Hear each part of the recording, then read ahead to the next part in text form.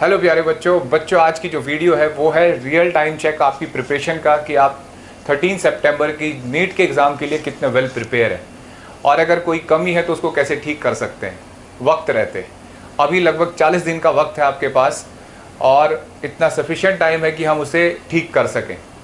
जैसा चल रहा है कि नीट पोस्टपोन्ड होगा या नहीं होगा ये कहना मुश्किल है, कुछ भी हो सकता है। मैंने अभी अपने चैनल पे, अपने फेसबुक ग्रुप पे, इन सब पे पोल कराया तो दोनों पक्ष हैं।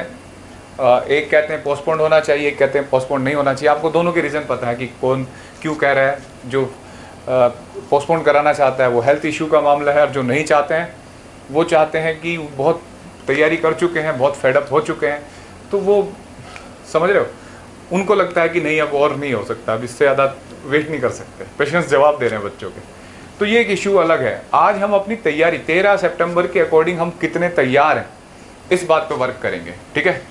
तो देखिए सबसे पहले तैयारी में सबसे, अब आपके पास लगभग 1 महीने का टाइम है, थोड़ा सा 5-7 दिन आगे हैं। तो सबसे पहले तो आप ये देखिए कि आपने आपको बायोलॉजिकल में प्रिपेयर्ड किया है। मतलब जैसे एग्ज़ाम जो होगा वो डे टाइम में होगा। मैक्सिमम बच्चों की आदत है कि वो रात को पढ़ते हैं, तो अब ये आदत आपको रोकनी पड़ेगी। आपको डे टाइम में स्टडी बढ़ानी होगी और प्रैक्टिस भी डे टाइम में 9 बजे से 5 बजे तक के टाइम में आप क्वेश्चंस की प्रैक्टिस करेंगे जो भी पढ़ते हैं आप। तो जो प्रैक्टिस का टाइम ज़्यादा है, पढ़ने का टाइम नहीं है। दूसरी बात, तो बायोलॉजिकल यानी कि डे टाइम में आपको पढ़ना है। दूसरी सबसे बड़ी बात, कुछ बच्चे किताब लिए बैठे हैं और किताब लगाने पर लगे हुए हैं। NCERT, HC वर्मा, जो भी उनकी किताब है, ऑब्जेक्टिव गाइड ले रखी है मोटी, इनकी कोई लिमिट नहीं है बच्चों, ये इनफाइनाइट है। अब इतना टाइम नहीं कि आप इन किताबों को कर पाओ। अब आपका काम है जो आपने नोट्स बनाए पहले 1 साल 2 साल की जो प्रिपरेशन करी है उनका वक्त आ गया। तो सबसे पहले आप ये चेक लिस्ट डालेंगे PCB में, फिजिक्स केमिस्ट्री बायो में, कि जिन वो टॉपिक की लिस्ट बनाओ जिसमें मोस्ट कमांड है, मतलब आपकी कमांड अच्छी है, ठीक है। सबसे पहले उनकी लिस्ट बनाओ, फिर लीस्ट कमांड, ठीक है। और कुछ ऐसे होंगे जो आए नहीं आज तक, ठीक है। जैसे फिजिक्स में मान लो रोटेटरी मोशन हो सकता है, SHM वेव हो सकता है, उनकी, ठीक है। Worst topic. अब देखो मोस्ट कमांड के होंगे। अगर आप अच्छी तैयारी कर रहे हैं, अगर आप सीरियसली जा रहे हैं, सिंसियर होके जा रहे हैं पेपर की तैयारी करने, तो इसमें लगभग आपकी 70% के आसपास मोस्ट कमांड वाले टॉपिक होने चाहिए। अगर 70% पे आपकी कमांड नहीं है सिलेबस पे हर सब्जेक्ट में, तो भाई खतरा है, वहाँ MBBS नहीं मिलेगी। लीस्ट कमांड के टॉपिक होंगे, इनको रख लो। अब क्या करो, इनके नोट्स ओपन करो। सेकंड, तीसरी बात, अब यहाँ 2 बातें हैं बच्चों, नोट्स प्लस फॉर्मूला रिवीजन। देखो ध्यान से सुनना इस बात को, इसमें अंतर है बहुत। सब पूरे सिलेबस के तो नोट्स आपके पास सारे हैं, तो जो मोस्ट कमांड टॉपिक हैं आपके उनको नोट्स से रिवाइज करिए और साथ साथ फॉर्मूले तैयार करिए। अब उन नोट्स के इंपॉर्टेंट पॉइंट आप इकट्ठे करेंगे और जो उसके मुश्किल क्वेश्चन है, इनमें भी जिनमें कमांड है उनमें भी कुछ मुश्किल क्वेश्चन तो होंगे, उनको बाहर निकालिए वहां से, ठीक है। फास्ट, बिल्कुल एक दिन में फटाफट पेज पलटते जा रहे हैं, जहां दिखाई दिया अच्छा ये क्वेश्चन था, मुश्किल था, इसको ऐसे करना है, उस पॉइंट को नोट कर लो और फॉर्मूला साथ साथ लिखते जाओ। कुछ ने फॉर्मूला बना भी रखा होगा। जिन पे लीस्ट कमांड है और जो वर्स्ट टॉपिक है, छोड़ के नहीं जा सकते आप किसी भी क्वेश्चन चैप्टर को। आप ऐसा होता है जो वर्स्ट टॉपिक है उसका भी कई बार ऐसा क्वेश्चन आता है कि जो बहुत बेसिक क्वेश्चन है, तो आपको क्या करना है, इन टॉपिक्स के फॉर्मूला रिवीजन पे फोकस करना है बस, इन टॉपिक के, ठीक है। इन टॉपिक के फॉर्मूला रिवाइज करने हैं सारे। कोई बढ़िया क्वेश्चन जो स्टैंडर्ड क्वेश्चन नोट्स में लिखा रखा है टीचर ने, उसको रिवाइज करो, ठीक है। हो सकता है उसी के पैटर्न पे कोई क्वेश्चन मिल जाए। समझाए बात। फोर्थ, ये सबसे बड़ा रियल टाइम चेक है जो मैं अब आपको बताने जा रहा हूं, ठीक है। ये क्या है, जब आपने ये सारा काम कर लिया, ये लगभग आपको लगेगा 10-15 दिन लगेंगे इस 30 दिन के अंदर, 1 महीने का जो टाइम है। जब आप ये सारा काम कर लो तो रियल टाइम चेक होता है कि जो आप पिछले 10 ईयर्स के पेपर उठाओ, ठीक है, वो आपने कर भी लिए हैं पहले से।